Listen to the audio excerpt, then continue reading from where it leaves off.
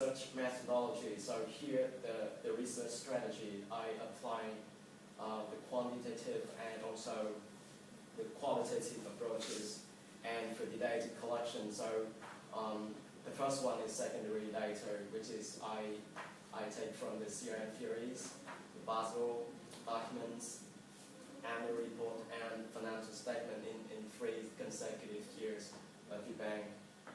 And primary data I collect from, interview with head of CRM departments, with credit policy department, credit customer relations department. The scope of my research is conducted within my bank, and the limitation I will discuss with you in later slides.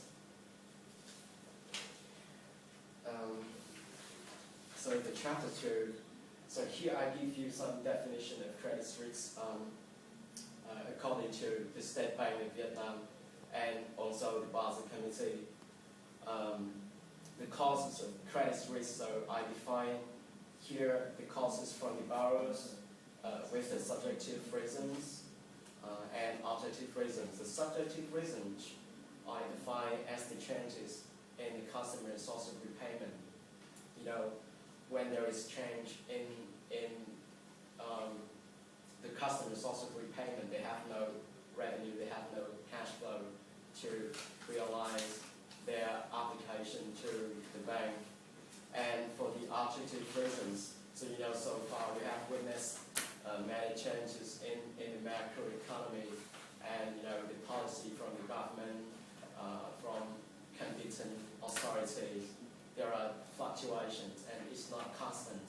So there have been a lot of changes in the macro economy, the policy, in the tariff, in the interest rates, in the exchange rates, so many things happen. The causes from the bank is more interesting.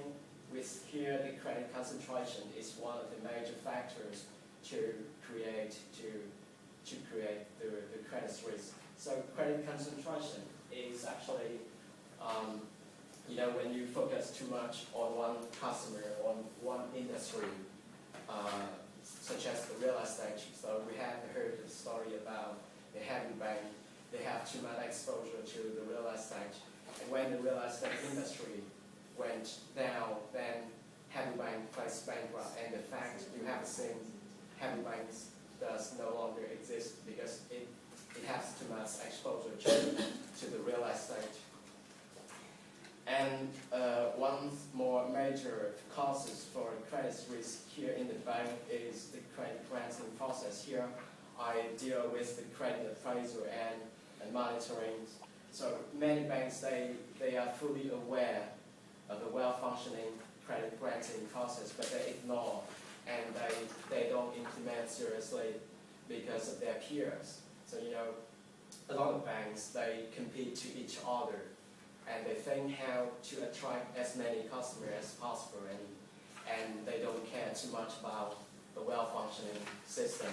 So this is also one of the problems that I will discuss with you in detail in the later slides. And one of all the causes is also very important, which is the information asymmetry.